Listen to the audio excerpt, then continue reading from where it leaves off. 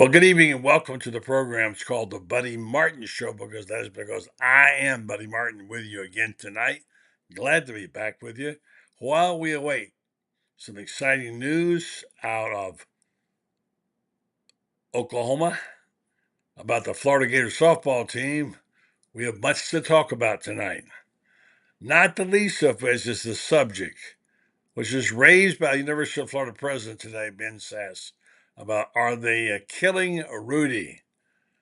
Whoever thought we'd be talking about walk-ons when we're talking about billions of dollars being distributed to college football? A lot of things that are different today. Almost nothing is normal. But we can talk about that tonight because come aboard and check us out. Troupe will be here. We've got Franzz Beard.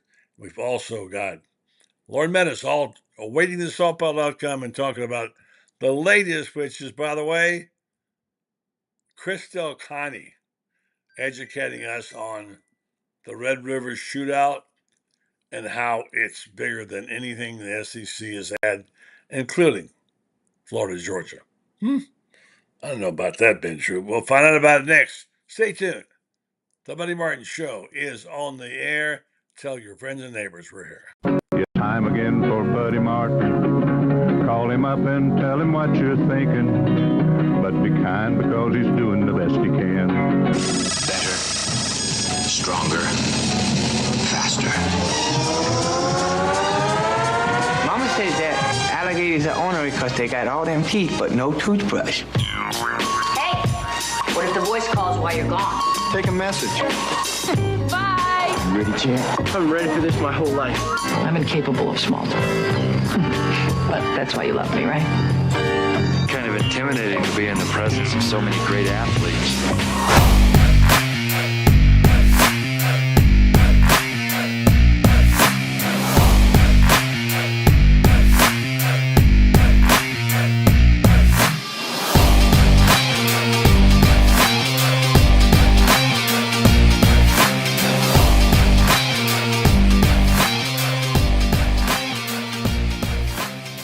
Good evening. Welcome to the program. It's the Buddy Martin Show, sponsored, of course, tonight by our friends at Titan MRI, along with Meldon Law and others. Glad to be with you tonight, folks.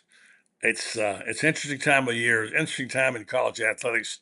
As someone said today, almost nothing is normal in college athletics. Nothing. So every day we get up and saying, what's going to happen today?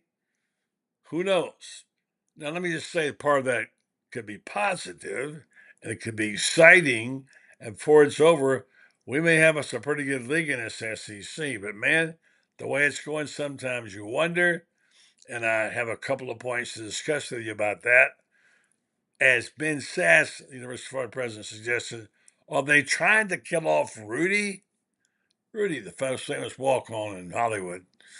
And also things like athletic director at Texas telling us that, hey, you haven't seen the Red River shootout? Never mind that Iron Bowl and that Florida Georgia game. Huh? Texas already educating us about the SEC. I don't know. Doesn't sound normal to me, and it doesn't sound normal to Ben Troupe. I guarantee you that tonight as the Troopster joins us. 84 Reasons. What's up, Ben? What's going on with you tonight, buddy? Yeah. When you sent me that earlier, and I was thinking to myself, if Florida or Georgia or Tennessee was going over to the Big 12, then the Red River rivalry would have more like I guess like a reason for us to like sit around and say, okay, but no, you coming over here. So what happens is Go to my house. Yeah, it's like. Are we now? Is he right when he says the Red River rivalry is a big time game? Yeah. But when you start talking about the best games every year, I mean, the Egg Bowl is up there with the Red River rivalry, right? Not the Iron Bowl is one of the top. Florida, Georgia, come on, man, stop playing with me. And I think what he's realized, but buddy, I said this now. I'm saying it again on the Buddy Martin Show, Orange and Blue Bloods, how you want to red River rivalry Yeah. is on borrowed time. It's going to end up in Atlanta. I'm telling you this. It is going to end up because, buddy, it's like this. If Buddy Martin purchases the viewing rights and TV rights of Oklahoma and Texas, while you appreciate the pageantry, while you appreciate the tradition, this is mine now. Like, I don't want to hear the AD of Texas. No. What about Greg Sankey, the commissioner of the SEC? He's the only person you need to hear from, because at this point, when you start talking about the Red River, and yes, it is a big game, but this is what hurt it over the years. When's the last time Texas won that championship? Been a while, right? When's the last time I don't even remember. So what happens is, buddy, while you talking about the big name equity, and they got that. Mm-hmm. What made me laugh was, listen, Texas, AD, whoever you are, when you were the lead dog in the Big 12, people listen. Those days are so far gone, buddy, that while the SEC has all the brand equity you need, he's wasting his breath, because now I don't know how it's going. I don't know when they're going to come to the SEC network. I mean, SEC Media Days. I don't know if it starts this year or next year. He's going to realize real quick. Yeah, everything might be bigger in Texas, but this ain't Texas. This is the SEC. So he's going to realize it, buddy. Either and the fans of Texas, listen. It's a bunch of teams that almost won it all. Listen. I'm sorry. The SEC already had a UT. It's called Tennessee, right? Yeah. Now you got two UTs, right? So now you got two UTs, and guess what? One is burnt orange, and the other one's creamsicle orange, or what do you want to call it? But guess what? Neither one of them have won anything of significance in a while. So sorry, UT Austin, because now that's what they're gonna say. UT Austin, UT Knoxville. I guess they're gonna how they're gonna distinguish them. Both of them almost won it. You know, so I and listen, I respect both UT Austin, UT Knoxville, but buddy, as soon as I guarantee you that AD did not get that when he gonna put his statement out, I guarantee you he ain't tell nobody else he's gonna say it. Because if he would have, they would have said, "Sir, with all due respect, I don't think you want to do this." Why? Right. Because you're gonna get laughed at. They're gonna respect you because of who you are, but you still gonna get laughed at because, number one, there are the greatest rivalries in sports, or in college. It's in the SEC. I know you got Duke, North Carolina, different things like that. That's basketball, but the Red River. I don't know what a Mason-Dixon line is, but I don't know. I past that, we ain't. Texas A&M should have told Texas, man, they don't care nothing about that. What? The SEC don't care nothing about these fake traditions we got. In the Southwest Conference traditions. Yeah. I'm going to give the guy a little bit of slack, not too much, but I'm going to give the context because I happened to be watching when he said that. Uh-huh. And here's how it happened. I don't think he thought it through. It wasn't planned. Both the Texas AD and the Oklahoma AD are good friends. They came on call on Paul Feinbaum's show. They were all just talking about how good it was to be together with here in the SEC, and about how proud they were to be members and so on. And then it came up, the subject of the SEC came up, and other events and big things. And this is like being in somebody's house, sitting at their table, and they serve you the finest steak you can eat, and say, how'd you like that, And they were saying, well, we got something better at my house, and here's what he said. Here's the exact words what he said. Let me just tell you what he said. His name is Chris Connie, who's a very good AD. He's been at TCU, whatever. Talking to somebody brought up the Red River shootout. I don't know whether it wasn't five. Somebody brought it up. And here's what he said. Now, this is probably out of context the way it reads now. He said, it's ridiculous, meaning good. It's the greatest thing ever. Right? That's enough right there, saying the greatest thing ever. He says, you may talk about the cocktail party and the Iron Bowl. There is nothing like this game. I don't know, brother. I've been to all of them. I've been to the Red River Rivalry. And here's the other thing you got to remember. A lot depends on what's at stake that year, how good the two teams are, as to how important the game is. A Florida-Georgia game with the SEC championship on the line is pretty significant. The Iron Bowl, I mean, how could you not at least respect the great games being played there and the championship in the side? But I think he needs to walk that back. He'll get the opportunities. He was trying to be enthusiastic about it, but the bottom line was it's a bit of an insult, Ben. It is, buddy. For this reason, the greatest thing ever. What are you? Yeah, What? really. Yeah, The, really. now, mind you. Listen, I get it. Self-promoting. I mean, promoting this game, and I get that part. But once again, if you put it up against all these rivalry games, right? All these rivalry games, it's not gonna make top 5. It might make top 10. It's not gonna make top 5. The greatest there ever. I mean, the greatest thing ever might be Army Navy because of the significance of the game. It obviously ain't got nothing to do with the records when you talk about what they're playing for. It can't get bigger than Florida, Georgia. What? It can't be bigger than Auburn, Alabama. When you got skin in the game, it's always bigger to you. But buddy, listen. Let me tell you how big the Iron Bowl was. Back when I was at Florida, you got the alligator, on campus, and they asking us, who's the greatest rivalry in sports? And I'm thinking, obviously, I'm biased. I'm thinking Florida, Georgia. I'm thinking Ohio State, Michigan. It was Iron Bowl. It was Iron Bowl back then. Mm-hmm. But let me tell you what else is bigger than the Red River rivalry, and people don't give enough credit. The Egg Bowl, Mississippi State. If you have not experienced the Egg Bowl, you're doing yourself a disservice. Now, is it a big time rivalry? Yes, buddy. But here's the thing: Oklahoma dominated this series for so. I think Oklahoma beat them last year.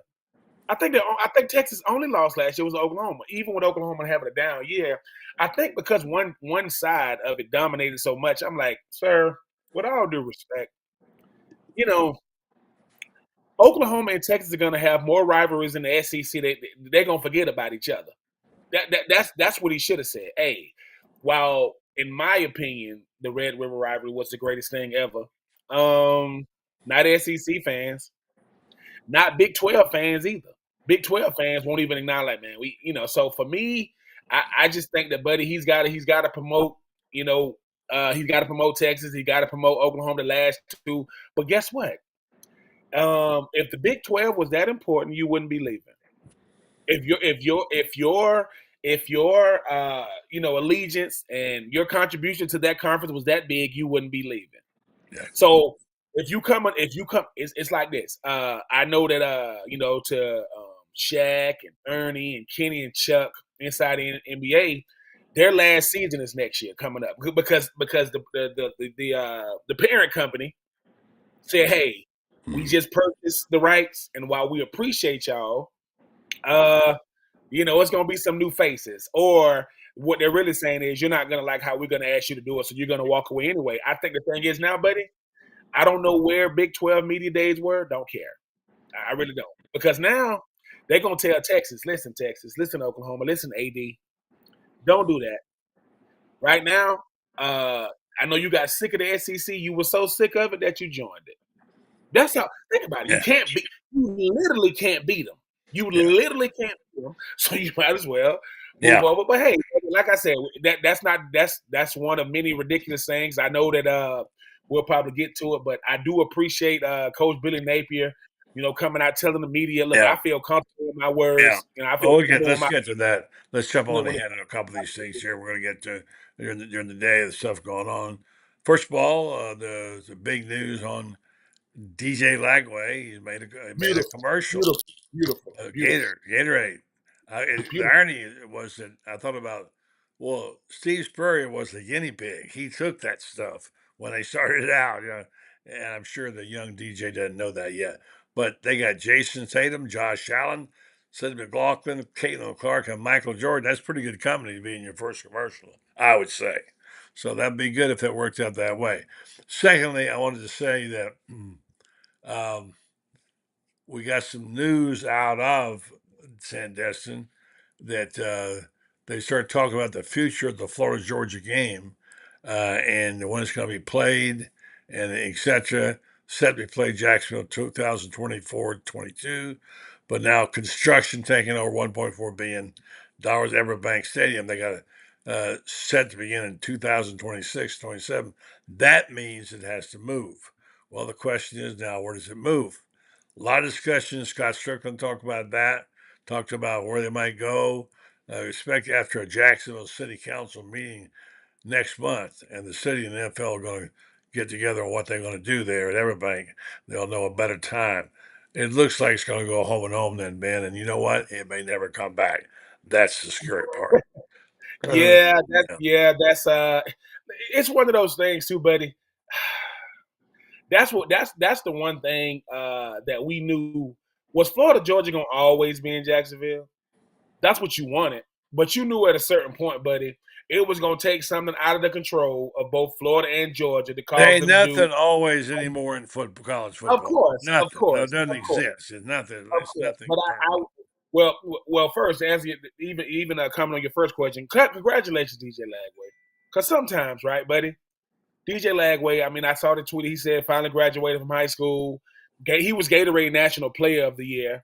So it's not like he's a random guy.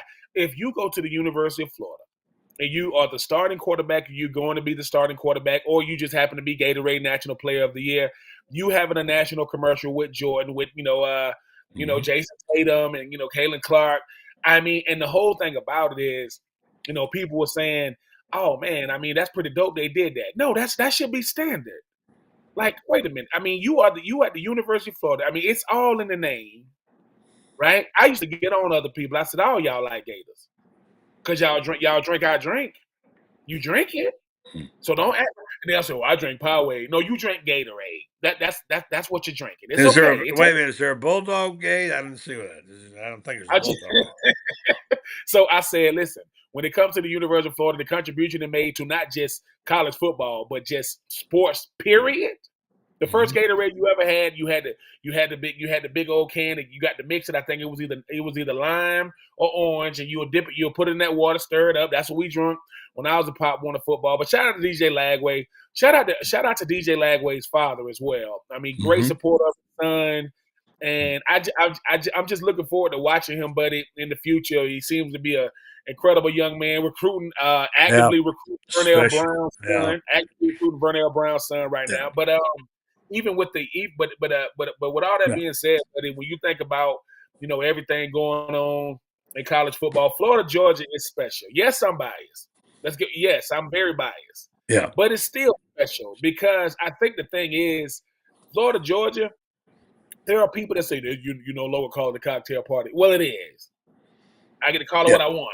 Probably a better name of anything than that. That's really. But I think too, buddy. When we get to talking about, you just said it. Thank God we got these memories. Wipe this freaking camera off. Thank God we got this. Thank God we got these memories of. I was in the only. Last time I could check, I was in the only Florida Georgia game played at night. Because usually it's last Saturday in October, 3:30 on CBS. I was blessed to go into the Florida Georgia Hall of Fame with Vern Lundquist. With Jeremy Foley sitting right next to me, and Jeff Chandler. Just to drop a couple of names, I mean, really. And the thing is, Vern Lundquist had, he had that voice, he had that presence, right? Pipes, we walk into the Florida Georgia Legends luncheon for us to, to do our speech and everything. And my mother sees Vern and she loses it. She's just like, oh my God, that's Vern Lundquist. And to get inducted with him and to just hear him, you getting ready to walk up to him and tell him who you are. He's like, well, I know who you know. He's shaking. It's like that's the part that I feel the most blessed because, man. Well, you should feel you got some royalty there.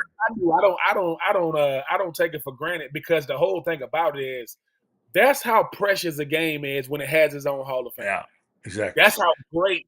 Yeah. And I'm not saying it's the only game that has it, but I'm saying we will be whoever is blessed enough, whether you current or future, or past winners, to know that you are enshrined in Jacksonville forever. So no matter where they take, no matter where they end up with the game, you got to bust, in Jacksonville. So yeah, but I mean, like I said, I'm looking forward to new rivalries, blossoming. But it's nothing. It's sometimes, but it ain't nothing like that old thing, man. I mean, not that we gonna get that old thing back, but I just appreciate that the SEC has a different kind of pageantry because it does really just mean more when you start talking. So, like, to the point where construction, a almost $2 billion construction going on, is the only reason Florida got to go to Georgia.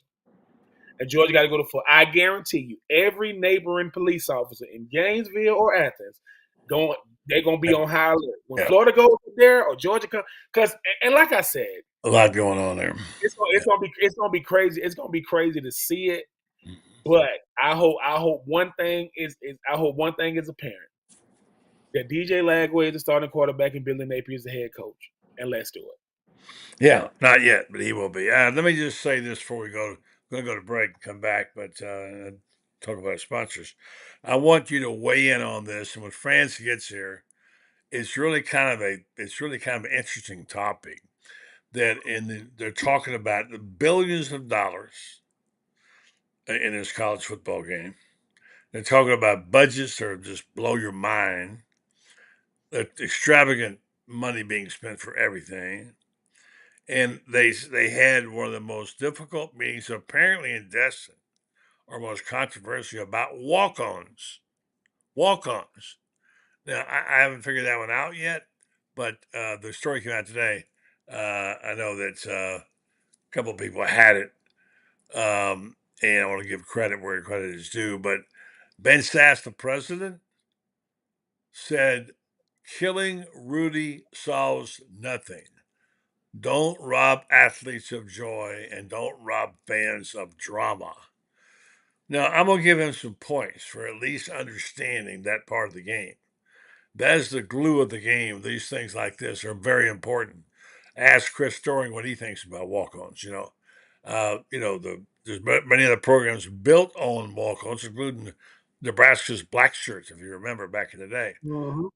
So there's apparently several things floating around, ideas. One idea would eliminate the caps on scholarships in certain sports.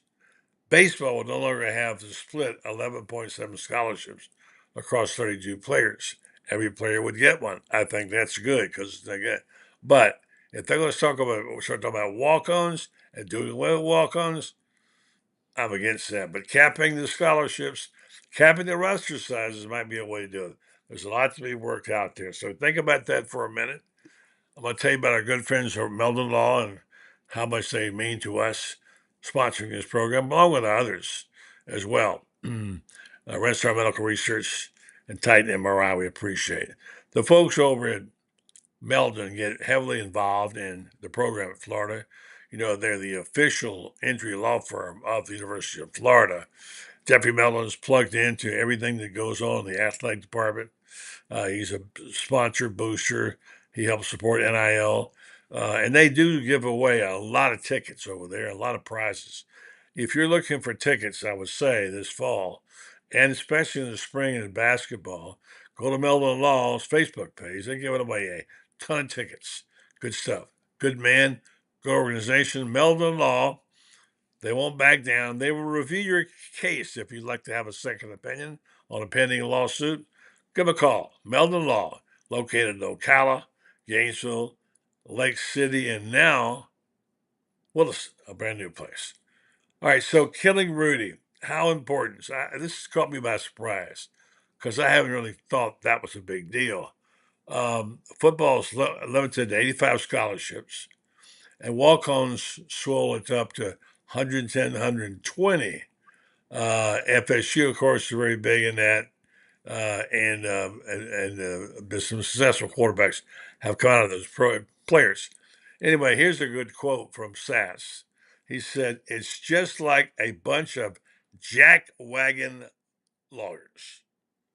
Jackwagon lawyers. I've never heard that before. Jackwagon lawyers who have never seen Rudy, Sasse said of the decision makers. We have a lot of folks reshaping the future of college football who have no problem writing walk-ons out of the picture. What about that, Ben? Number one, I think it's nonsense for so many reasons. While Rudy is the poster child, he's for walk-ons, movies and things of that nature, Notre Dame and all that. people really don't understand certain stuff, and it just shows. We talk about 85 scholarship guys. And in football, that sounds like a lot. You got first, second, third, and sometimes fourth team. When you start talking about what walk-ons mean, walk-ons are the heart and soul of every college and university in NCAA. They are the heart and soul. Nobody works like them. Nobody loves it like them. Nobody gives it their all like them. Think about this. I give everything I have every single day, and I'm still paying for school. I may never be on full scholarship, and I never complain. I'm always the first to show up. I'm the last to leave. I'm the one making sure walk-ons help scholarship players understand the opportunity we really have. Walk-ons grew up wanting to play for these schools. Walk-ons, there are certain walk-ons that their dads and moms played for the school, and they never got the scholarship that their mom or dad. And sometimes they carry on a legacy and they got to pay. And guess what? Not one, while every walk-on wants a scholarship, every last one of them is willing to pay to be a part of these schools. So to say that you are looking to get rid of them, that shows, one, you don't know what you're looking at. It, two, you have no clue what walk-ons mean to the. When people talk about the NCAA landscape, it should start with walk-ons. Every time you see a head coach, say, hey, they get to talking about what this player means and what that player, and as you going on scholarship and the whole team rallies around them, a lot of times sometimes walk-ons are some of the best players on the team. They just got looked over. Oh, and let me say this about a walk-on. Just because they walked on at school X, they probably had scholarship offers at school Y, but they chose to come to the school that they love. So for me, buddy, I think it's a nothing burger. I think it should go away. I do not like stuff like this because people are always talking about the kind of stuff, transfer portal is supposed to kill college athletics. Then it was supposed to be NIL, right? No, this kind of stuff kills it. Because now you losing sight of the people who help head coaches. If they being honest about it, they're gonna say, "Man, give me the players that when you watch them on tape, you understand why you are who you are." And this uniform, it's gonna be a player on scholarship and a walk on. It was a young man by the name of Zephyrin Augustine. He wore number 20. He played safety. Now you got Corey Bailey, Dwayne Dick. Double D, you got Gus Scott, so it's gonna be hard to get some playing time. And them the starters, right? Them the starters. Every single day, me and Zephyrin Augustine went at it. We called him Zep. We went at it every day, and it was this like years later. I want to say 10 years later, whatever. 10 years later. I'm at University of Florida for something. I can't remember. I think this when I was living in Tampa, and I just happened to be heading home, and I just stopped by and games, but they just happened to be doing practices and different things. Matter of fact, this back when Tim Tebow and all them was there. I stopped in, buddy, and Zep was there, and his wife is there. He comes up to me, right, and he says, "Hey, baby, this being true, this is the guy I made sure he was ready every Saturday." And let me tell you something. If I'm a selfish person, which I'm not, if I'm an ego-driven person, which I'm not, I'm gonna say something to him to kind of downplay what he just said. But when he said that, you know what it made me understand? That's what Ron Zook told him to do. Hey, you got to get him ready. Think about this. I'm a walk-on player that had to pay to go to school. His job was to make sure I was ready, and I was ready. Listen, it got to the point, buddy.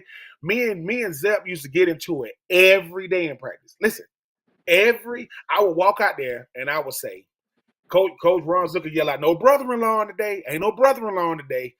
And when I think about it, if Zep didn't do his job, he feel as though he let the team down. Cause so to me, that Zephyrin Augustine to me is the heart and soul when I was at, listen, they not the biggest, the strongest, the fastest, but they are the best. When you talk about what a walk-on would do, anything you tell them. A walk-on quarterback will run down and hit the wedge. Cannon fodder. So for me, buddy, I hope it never happens, because if it does, that means that we are tone deaf and we really, really, really don't care about college athletics, because it's really about the money. And what you said about the baseball team, that yes, all of them should be able to get scholarship. The fact that, buddy, I'm just realizing that all baseball players weren't on scholarship because they don't play like they Oh all yeah, ain't on no, and I scholarship. remember when I played, I had some friends who were good players, and one player got books, one player got meals. They split them up, literally split them up that way. Yeah, and let me just say this: this is important stuff, and we'll get to Franzz in just a second. We'll talk about the walk-on's importance, which of course is very much so.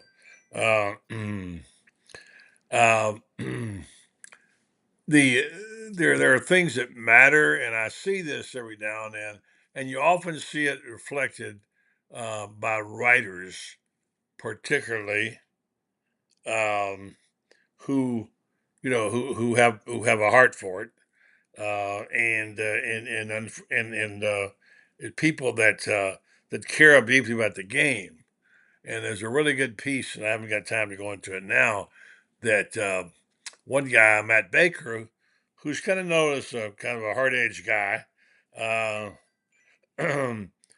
said as he was waiting outside for the coaches, he ran across a mother and a little boy who also were waiting to get a chance at some of the coaches.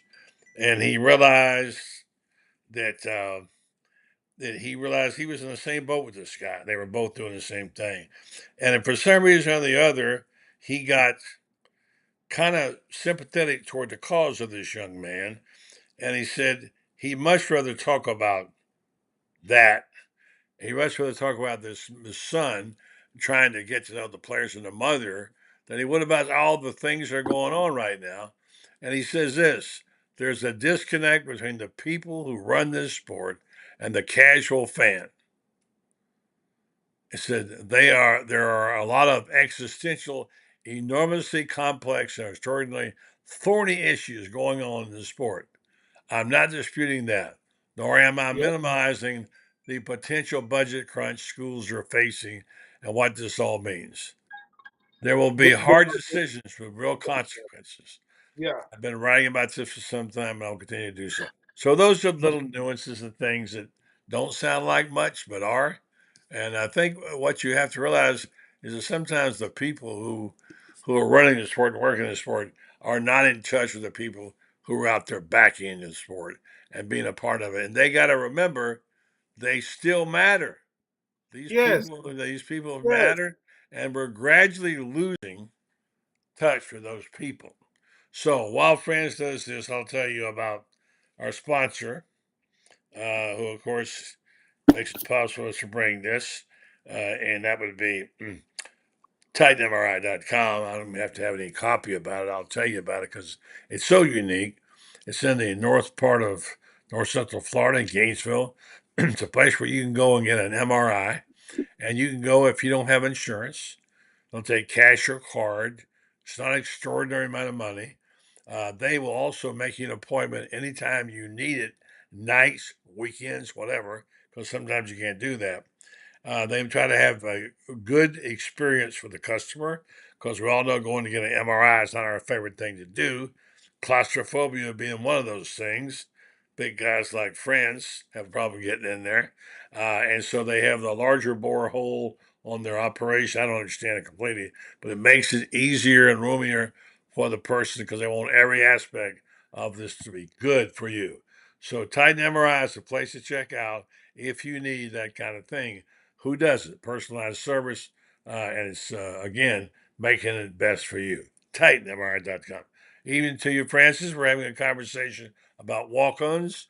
I don't know if you saw the quote by Ben Sasse tonight or not, talking about how the trying to kill Rudy. And here's this quote. What was that term? He said it sounded like a bunch of jackwagon lawyers. You know what he said? We're trying to kill Rudy. I don't know. What do you make of this walk-on talk, France? Well, I think walk-ons are essential to college football. I think walk-ons are part of the fabric of the game itself. You go back to Texas A&M. You know, as much as I hate to praise the Aggies about anything, um, you know, the 12th man is part of that. That's part of their history. That, you know, they had 11 players. That's it, and they get this one guy volunteers and comes out of the stands is, you know, to be there in case they needed a 12th man, and it's part of their history. Um, Goodness, you look at the walk-ons we've had here that have been such, Chris Doring. He was pretty good walk-on, I would say, wouldn't you? I don't even think it was a walk on anymore. He certainly was. So, and remember, Chris will remind you, it wasn't easy when you get your brains beat out and you're down there with the what do they call the guys down there in the scout team that you while you're working your way up, The you're meat getting beat squad. up. Yeah, well, they don't call them that anymore. But anyway, back then they called them worse than that. Bottom line is that I can't imagine what it must be like getting your brains beat out every day, going to practice for nothing except the pride of playing. So from that standpoint, you're right, Franz and Ben. The pride that they bring, they're playing for the love of the game. Of all the times to be penalizing someone, why now when you want more people to play for the love of the game and not just some money? Because look what we got. So I don't know quite understand the whole thing, Ben, what they're talking about, why they're trying to root out the walk-ons. Because like you said, it's a disconnect. Think about this. When I was with the Titans, when I first got there, they did Titan. They said, "Oh, there's somebody got this thing called Titans Caravan." I'm like, what is that? They said you literally get on a tour bus and you go all around Tennessee. You go up to South Kentucky. I mean, you and basically what you're doing is you are there. You go to a high school or a middle school. You go to like a local supermarket and you in there with the fans because sometimes you lose sight of because you're the one they paying to. You think, oh, we don't really got the fan support. They showing you no, you got fan support, but everybody can't make it to the game. It's what Franz just said about the walk-ons. I've never seen a walk-on complain. I don't care what it is. I've never seen them complain. Walk-ons, walk-ons will give their tickets to other people to the point where we got to say, no. You want your parents to come to the game? No, give them back. We'll tell them the person you just gave it to, give them your tickets back so your parents, they'll say, yeah, but I'm not going to play. So it's scholarship players ain't going to play.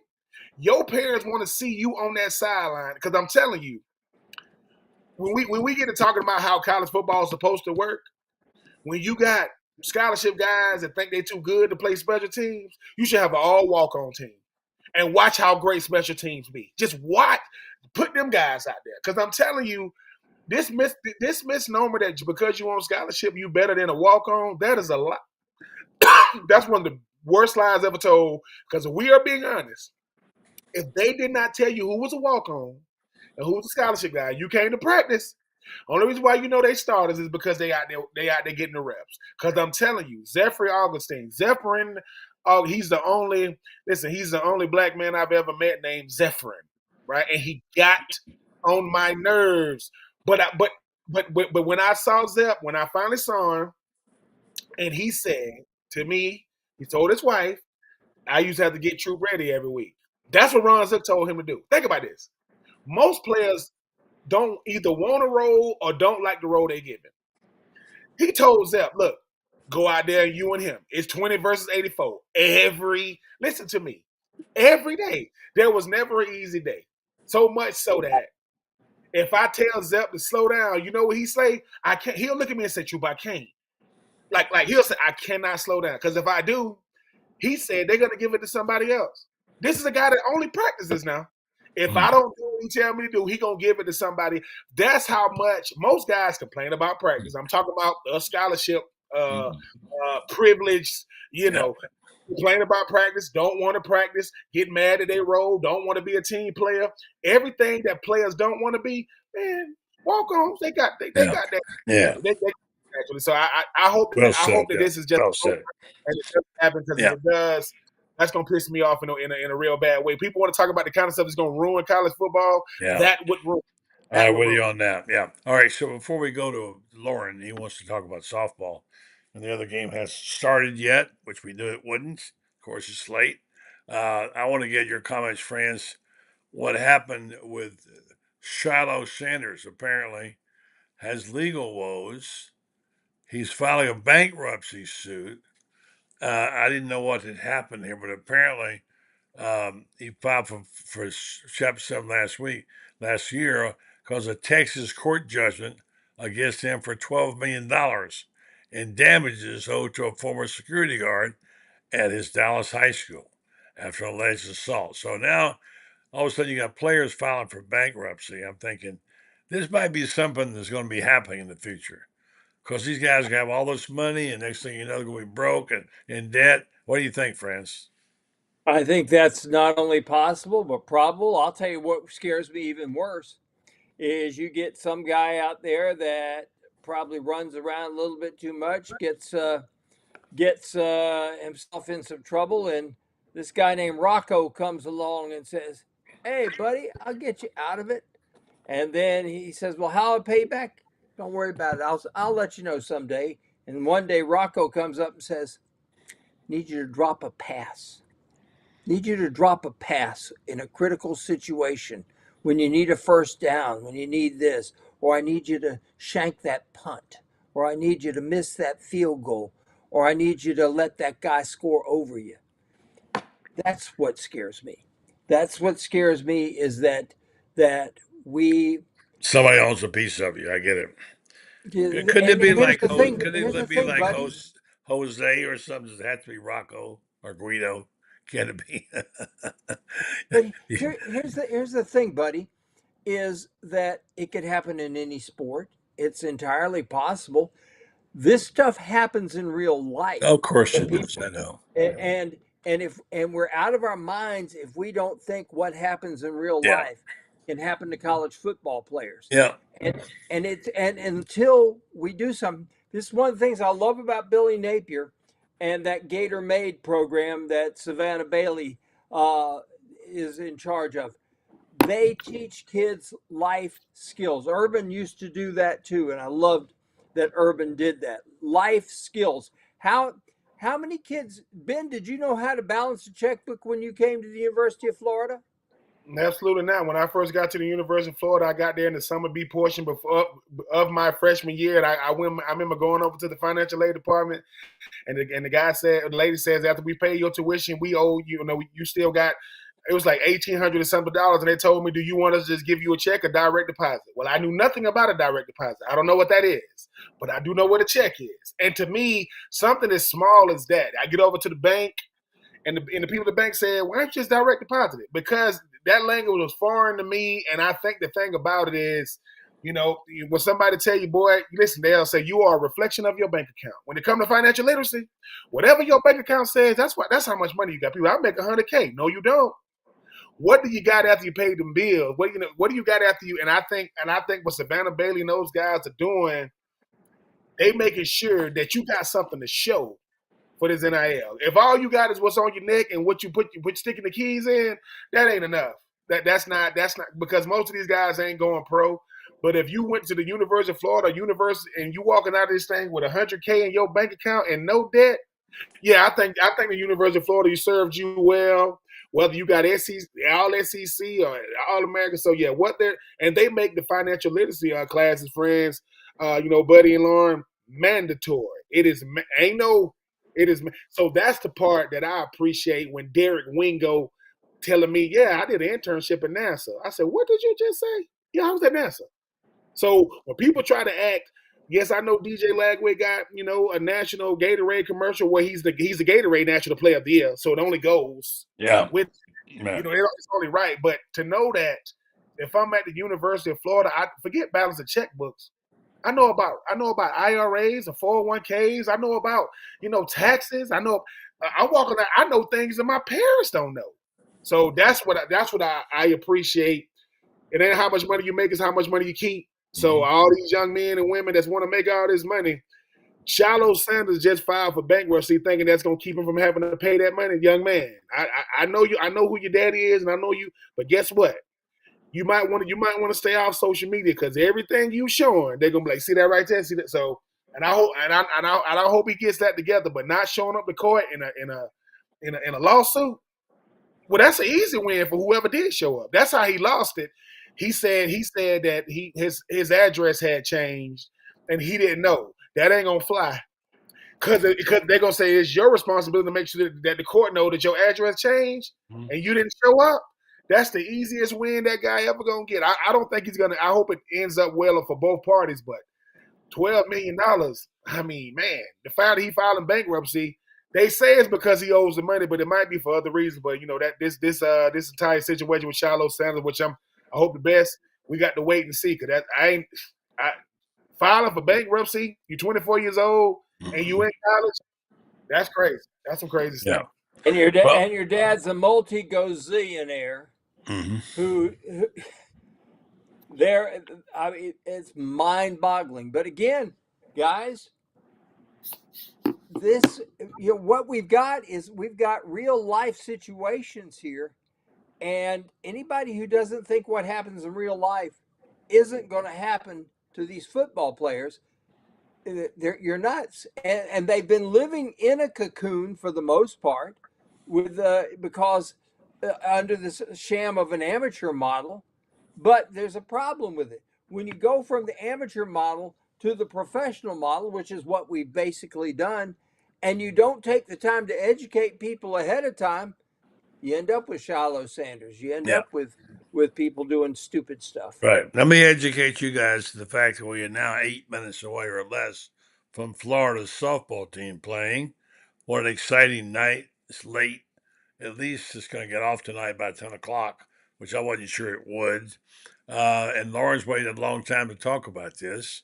He's been patient sitting there. He's got lots to say. So, Loren, it's all yours. Go ahead.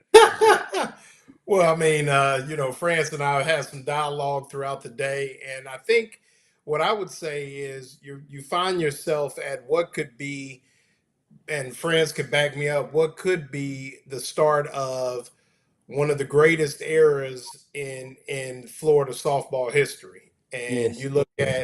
you look at the four freshmen that they have starting now, Keegan Rothrock, Ariel Kowalewski, Mia Williams, and Ava Brown.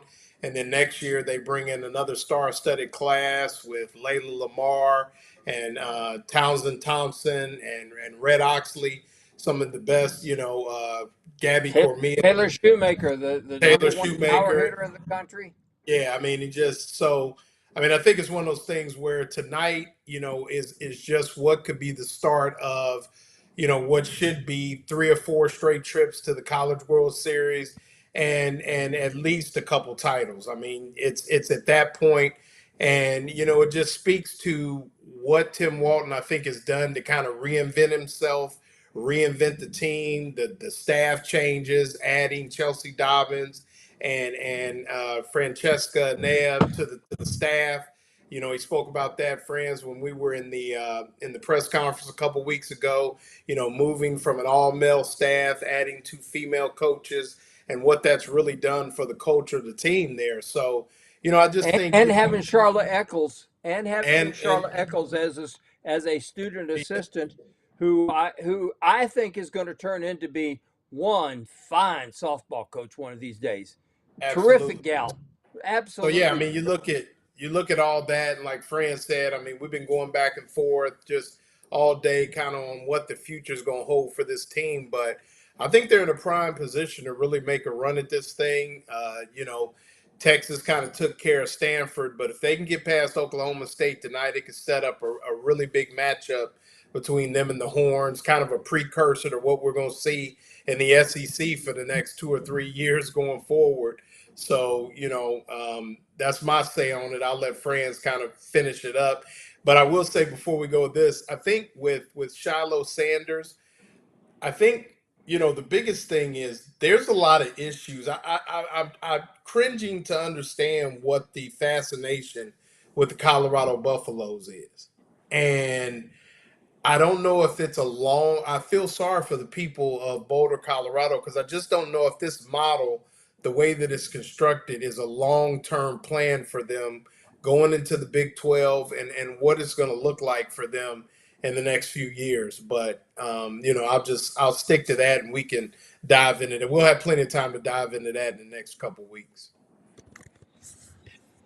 Well, here's what I'll tell you about the future of Florida softball. Tim Walton, who I think of as is a truly elite coach. I don't care the sport. The man is an elite coach. And how you figure that out is you look at the video of him coming into the locker room after they win the other day and see how these kids absolutely adore him. And the reason they do is because you can ask every one of them and they'll tell you, Tim Walton thinks of me as a person, as a young woman, before he ever thinks of me as a softball player. Tim figures if you build the woman up right, if you build up that young woman and make her and energize her and give her the strength to grow into the person she wants to be, the softball will take care of itself.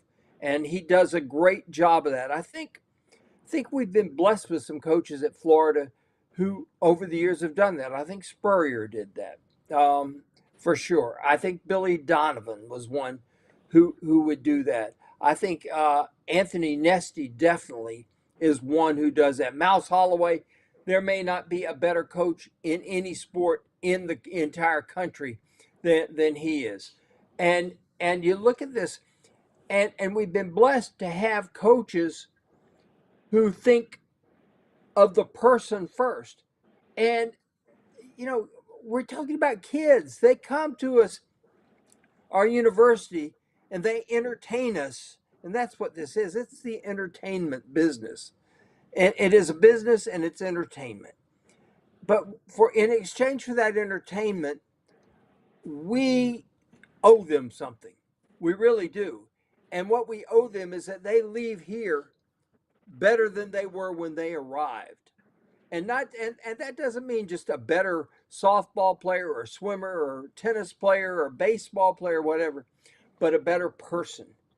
And I'm convinced that Florida has for years brought in, for the most part. Now we had a couple of hiccups along the way there. We had a women's basketball coach that had to get tossed. We had a soccer coach that had to get tossed because they were far concerned with other things less important. And I'm just convinced of this. And I think Tim Walton epitomizes what a coach who is a person, people first, player second approach. And I think I love the future of Florida softball. And if these kids can win some games here in Oklahoma City, I'll be very, very happy for them and for Tim. All right, speaking of which, they're just a few minutes away from starting. Let's talk about this game. Tough place to play against the home team. Florida playing at an extremely high level. You certainly could not help but be impressed how they played their last 12 games. Can they keep this fever pitch? Can they keep playing like this? How good are they? And who's the player tonight that's going to step up and make the play? Let's start with you, Loren. Who's it going to be tonight for the Gators to try to secure that win? After struggling in the regionals, I think we're going to see a big game from who Tim Walton personally calls the straw that stirs the drink, Kendra Falby. She's due, plays with a lot of fire, rightfully was awarded with several defensive All-America awards, an all-defensive player, just probably the best defensive center fielder in the entire country. And I look for her to really get the Gators started and have a really big night tonight. Kendra Falby. All right, Franzz, you're going to take low-hanging fruit. Go ahead. Kendra and Skylar if they get on base, Florida wins, period. Florida's 29-1 in games when they score runs. If the two of them score, Florida's 29-1. I look for them to get on base and score. Just a couple minutes away from the first pitch. Man, I really like Skylar Wallace is she's so involved in all aspects of the game. The way she steals bases, her defense, she can hit for power, she can hit for line drives. And I know it's low hanging fruit, but I'm going with Skylar Wallace as a difference maker, Ben. How about you? Oh, we lost Ben's audio somehow or the other here. Let's see what happens. All right, there I am. I'm sitting on mute. I'm saying I've been blessed enough to interview Skylar. Yes, I agree with the sentiments. But to go back to something y'all said about Coach Tim Walton, I think you said it, Franzz. When Franzz said he has a people first, player second mentality, that is coaching, people. You want to know what make players want to play when you go, wait a minute, are you talking to me, coach? Yeah, I'm talking to you. Because as a player, sometimes you go, wait. You only talk to me because I'm a player. No, that's how we met. But I'm talking to you. And if you ask any one of those ladies that play this softball, you say, tell me about Coach Walton. They all light up. Every last one of them. Because, like I said, Coach Spurrier's superpower was not the fact that he was a great coach. He was a great dude that could coach. And he had to, but you got to be around him enough to know that the best coaches know this. Look, man, you know how long it took me to realize that Coach Spurrier called me Benny like my family? That's why he really came to my house. What is it about him that only I know? Oh, okay, I got it. Because you know what he asked me one time? He said, Spurrier said, did old Tommy Bowden come in your house? Did old Lou Holtz come in your house? I go, yes, sir. He goes, they called you Ben, didn't they? It didn't click. Like, yeah. Mm-hmm. I don't call you that. They not, and like I said, I had to sit in front of the great Lou Holtz at a South Carolina basketball game underneath the stadium and the arena and tell him, I'm not coming to South Carolina, coach. And I'm 17 years old. He's like, Ben, I'm like, y'all just lost every game 2 years in a row. I went to y'all banquet and you gave out winner certificates. That's gonna be a hell no for me. Don't give me no winner certificate if I just lost every game. That's the most confusing thing. That's the most confusing ceremony I've ever been to in my life. My mom and dad, you know, my dad country like me. My daddy said, Cheryl, what is this? Shh. Did he just give him a winner certificate? My dad said this. My dad said this. And he did it with Ben. You know, you come here to South Carolina. You know, sounds like oh yeah. Listen, that list was strong. Listen, it's Lou Holtz. He the man, right? Like he the man. But when you saying, fellas, I know we ain't won a game, but I got something for us. I'm like, what? I'm thinking he finna get y'all a goal watch or something. He said here. And when I can't remember the player he gave it to, but he looked down and looked up. You know, he wanted to say something like, Coach, what is this? Man, you could have sent this to my dorm room or something. Don't have me up in here with my family. I got on a nice suit. A winner certificate. Listen, let me tell you something, people. A winner certificate is like a boneless chicken. It's like boneless chicken. It doesn't exist. Boneless chicken is chicken strips. That is when you go out to eat and someone says, I mean, you having the wings, they say, are you having boneless or traditional? There is only one. There is no such thing as boneless chicken wings. That's a piece of chicken. have some thigh, have some chicken thigh, in other words. Listen, all I'm saying is, friends, if you go to Gators Dockside and you order the wings and you bite into it and there is no bone, you're gonna swing on it. You're gonna listen, ma'am, I can't swing on you because you a waitress. Bring the waiter over here. I'm gonna knock the hell out of him. It's supposed to be a bone in here, man. Stop playing with me. Hey. Hold on. Real quick, though. I went to the Black Sports Biz Symposium. I went there the last 2 days. I'm not going. It's just too much. I mean, but I was in there today, and it really, really touched my heart. Rand Carthon was up there talking. You know, he's up there holding court, and Rand gave his whole, post-playing career, how he got to be the GM, and obviously, as his former teammate, I wanted to go up there and say something to him. And as soon as they got done, they mobbed him. And all those youngers in there. And sometimes it's just great to see somebody have their moment. Rand Carthon's dad played in the NFL. He was the offensive coordinator. In 2004, Rand Carthon's daddy was offensive coordinator for the Dallas Cowboys. He still went undrafted. He never complained. He never said anything. Now he's the, first black GM in Titans history. And like I said, I was going to go up to him, but when I saw those young people just crying around him, he's taking pictures.